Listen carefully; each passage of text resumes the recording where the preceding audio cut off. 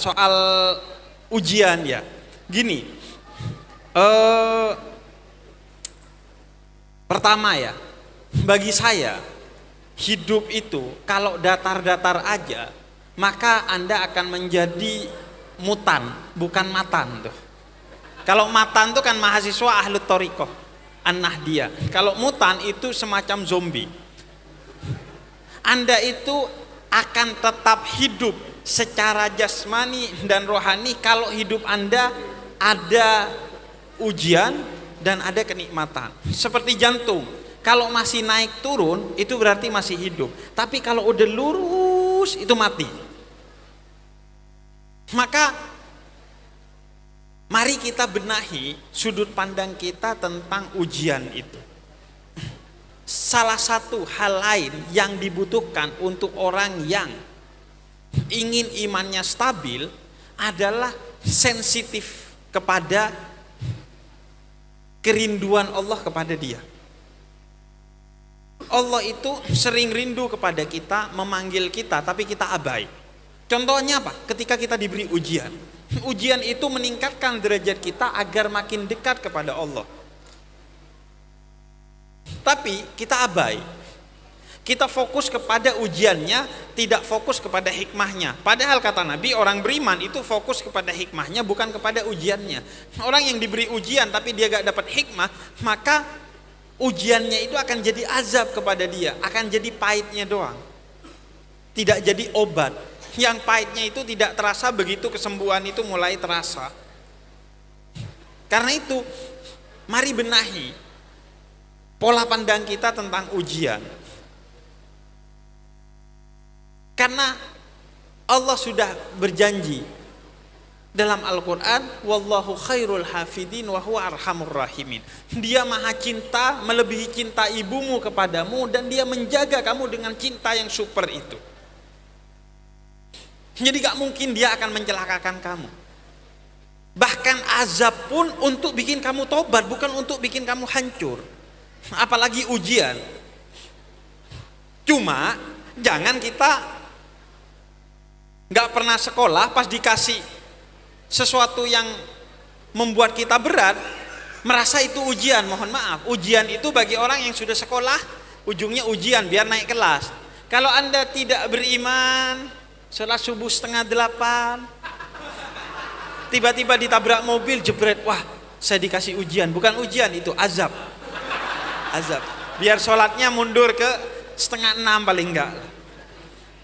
Jadi itu, Allah itu sering menyampaikan kerinduannya kepada kita, tapi kita abai. Contoh lain ya, bahwa Allah menyampaikan kerinduan kita, tapi kita abai. Tiba-tiba gak pasang alarm, gak biasa bangun tengah malam, tiba-tiba jam 1 bangun. Artinya apa? Allah rindu kepada Anda. Yuk tahajud, kata Allah. Allah bangunin tuh kamu, yuk tahajud. Malah pergi ke kamar mandi, kencing, tidur lagi. Diajak tahajud malah kencing tuh. Itu kan artinya kita gak peka, tidak memiliki imanan yang kuat, sehingga sensitivitas itu tidak tumbuh. Atau apa? Main TikTok, cewek joget-joget, di scroll-scroll, tiba-tiba ada konten saya, malah di scroll. Itu kan tidak peka kan? Allah rindu kamu tobat dari lihat cewek-cewek, kok malah di scroll yang mau bikin tobat. Jadi seringkali itu Allah menyapa kita, tapi kita anggap itu sebagai keburukan, bukan kebaikan. Karena apa? Tidak ada sensitivitas itu. Iman itu tidak tumbuh dengan baik di dalam diri kita, tidak stabil. Nah, karena itu penting melihat ujian itu secara baik. Dan ingat, kenapa sih kok fokusnya itu kepada ujiannya? Berapa banyak bencana yang seharusnya datang kepada kita, tapi Allah bentengi kita agar kita tidak merasakan bencana itu. Satu. Kemudian yang kedua, berapa banyak nikmat yang Allah berikan, kenapa fokusnya kepada ujian? Walaupun ujian itu juga nikmat. Kata para sufi, azab itu azib, azab itu manis. Yang ketiga, ketika kamu melakukan keburukan, Allah itu gak langsung kontan membalas dengan musibah loh, dengan siksa. Tapi begitu doa kita gak dikabulkan secara cepat, langsung wah kayaknya Allah gak sayang kepada saya. Kalau Allah gak sayang kepada saya, Anda sholat setengah 8 subuh, setengah 8 lewat seperempat, meteor jatuh kepada Anda tuh.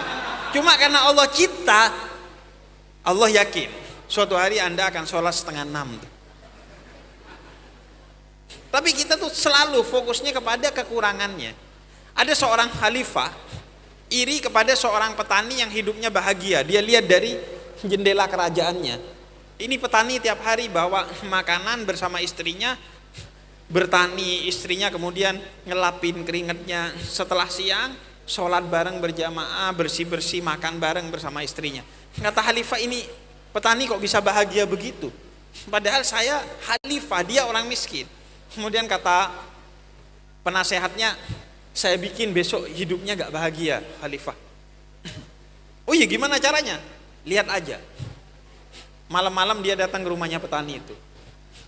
Ini kata penasehatnya, khalifah memberikan kamu duit sebagai hadiah 1000 dirham, tolong diterima.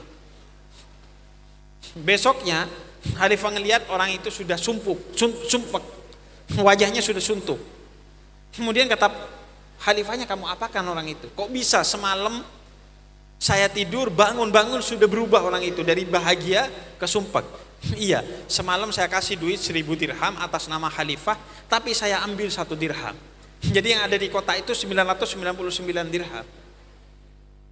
Dia gak fokus kepada rejeki yang 999 dirham, tapi fokusnya 1 dirhamnya ini kemana, sehingga hidupnya sumpek.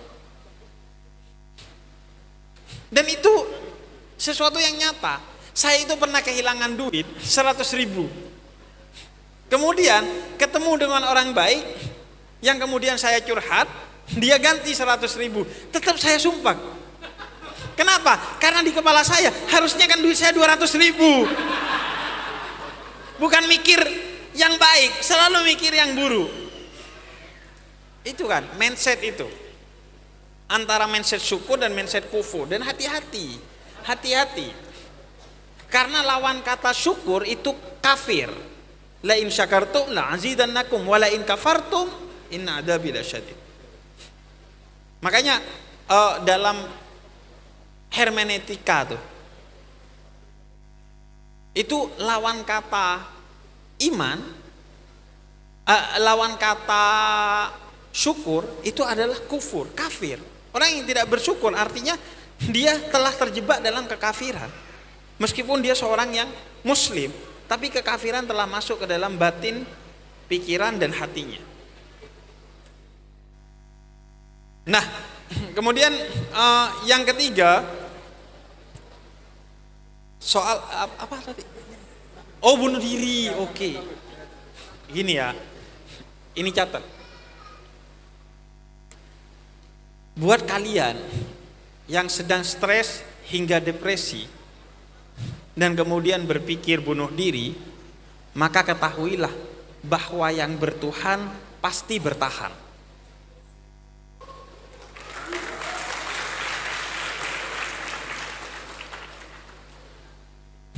Jangan pernah merasa bahwa itu hanya dirasakan oleh kita.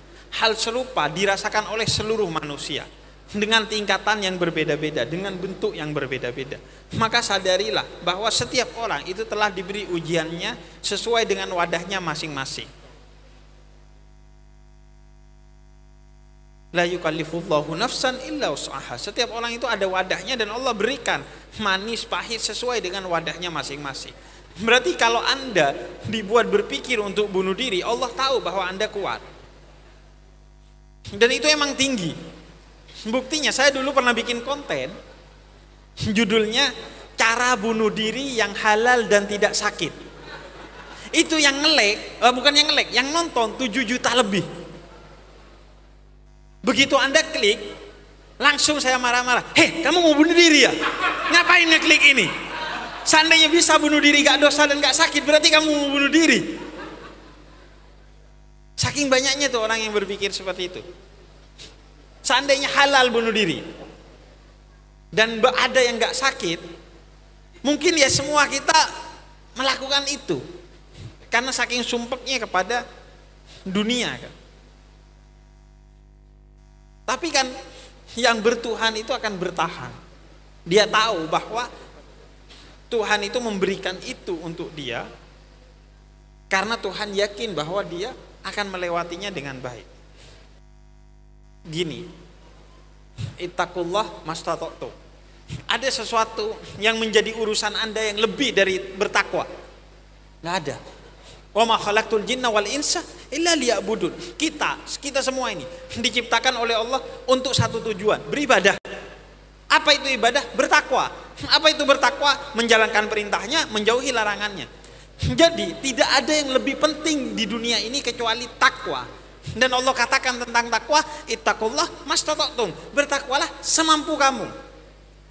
Maka jangan melakukan sesuatu apalagi di luar ketakwaan yang kamu tidak mampu. Karena itu man arafa nafsa faqad arafa rabbah, kata para sufi. Ketahuilah dirimu agar kamu tahu Tuhanmu, agar kamu tidak bunuh diri, karena orang yang bunuh diri itu berarti dia tidak bertuhan. Orang yang tidak bertahan berarti dia tidak bertuhan, karena Tuhan melarang untuk tidak bertahan. Jadi takwa aja semampunya, apalagi di luar takwa. Karena itu udah kenali dirimu siapa, jalani apa yang kamu mampu. Jangan memaksakan diri, apalagi karena ke-trigger orang lain. Teman saya, bestie saya sudah nikah, saya kok belum nikah. Bestie saya sudah punya anak, saya kok belum punya anak. Enggak, ukuran atas kemajuanmu adalah dirimu sendiri, bukan orang lain. Kamu harus lebih baik dari dirimu sendiri hari kemarin, bukan dari orang lain hari ini. Jadi kenali siapa diri. Ini penting. Kenali siapa dirimu, lakukan apa yang kamu mampu, selebihnya lepaskan. Jangan memaksakan diri.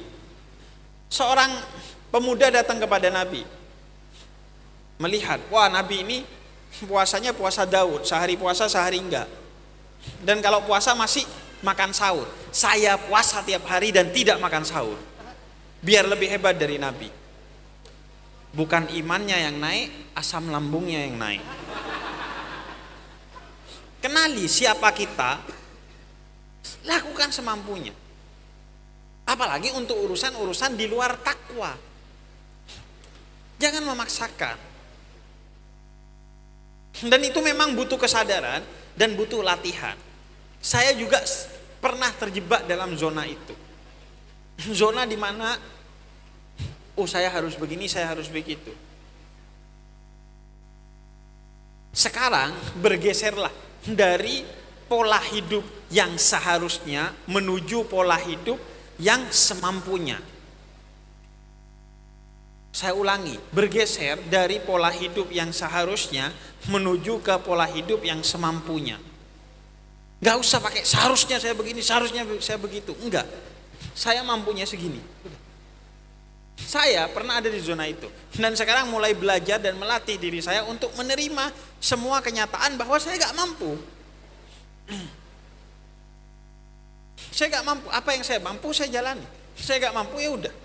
Dulu jangankan untuk hal-hal yang prinsip, untuk hal-hal yang orang pinjem duit aja ke saya tuh ngerasa saya harus hadir. Bahkan sampai utang ke orang lain untuk ngasih utang ke teman saya. Enggak, kalau sekarang realistis aja. Saya dikasih apa oleh Allah atas kemampuan yang telah saya usahakan, udah cukup. Selesai. Karena kebahagiaan itu tidak terletak di luar diri kita, tapi terletak di dalam diri kita. Kalau kamu gak tahu diri, sampai kapanpun gak bahagia. Kalau gak bahagia, suatu hari kamu akan menyakiti dirimu. Kalau udah menyakiti dirimu, tidak ada jaminan kamu gak bunuh diri. Udahlah, kenali siapa kamu, apa yang mampu, jalani. Gak usah sok kuat, gak usah sok berlebih, gak usah sok ini sok itu. Udah jalani secukupnya. Makanya kalau kita buka Al-Quran itu banyak sekali kata cukup. Karena Islam itu sangat berorientasi kepada cukup. Kalau waktunya cukup, ya cukup. Makanya saya, pemuda tersesat itu cukup saat di puncak-puncaknya. Saat semua orang nonton pemuda tersesat, saya berhenti. Karena bagi saya cukup. Cukup. Semua orang, Bib kapan pemuda tersesat? 3 tahun saya diminta, dipaksa. Kapan pemuda tersesat? Enggak. Cukup. Pokok cukup. Bisa saya melanjutkan, tapi menurut saya udah cukup. Kalau udah berlebihan jadi jelek. Karena apa? Karena banyak hal yang kemudian saya pertimbangkan. Beranilah berkata cukup kepada dirimu sendiri. Karena biasanya orang takut berkata cukup kepada dirinya. Oh enggak kok masih bisa, padahal dia sebenarnya udah gak bisa. Akhirnya kejeblos dia, pasti jatuh. Jadi udah secukupnya aja, hidup tuh secukupnya. Jangan seharusnya, seharusnya begini. Kalau seharusnya itu gak ada selesainya. Karena seharusnya itu imajinasi, bukan realitas, ekspektasi. Kan udah ada lagunya tuh di TikTok. Realitanya tidak sesuai dengan ekspektasinya. Memang hidup itu kan begitu. Maksud saya, kenali diri kamu siapa, selesai di titik itu. Sadari, saya mampunya segini, sampai titik ini, udah berhenti. Nggak usah lanjut lagi. Karena hidup itu utamanya adalah tentang dirimu dengan Allah, bukan dengan yang lainnya. Utamanya tentang kamu dan Allah, udah selesai. Orang mau bagaimana, itu urusan dia sendiri dengan Allah.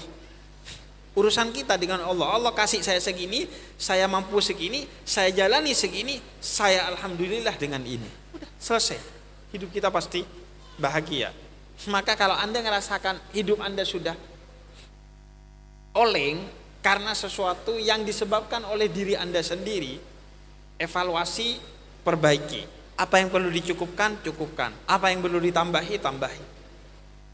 Kecuali kalau ujian yang sifatnya kemanusiaan, datang dari Allah untuk manusia secara sewajarnya. Jangan, kayaknya saya gak kuat, saya lari aja. Gak bisa itu.